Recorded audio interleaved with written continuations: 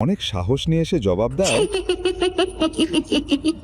আরে ঋষাব, সত্যি বলছি, ওর দিকে একবার তাকাও। তুমি ওর কথা বিশ্বাস করছো কেন?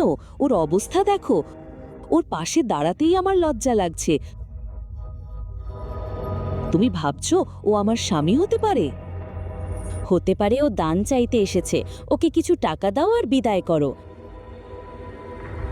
এই লোকটা কখনোই আমার স্বামী হতে পারে না।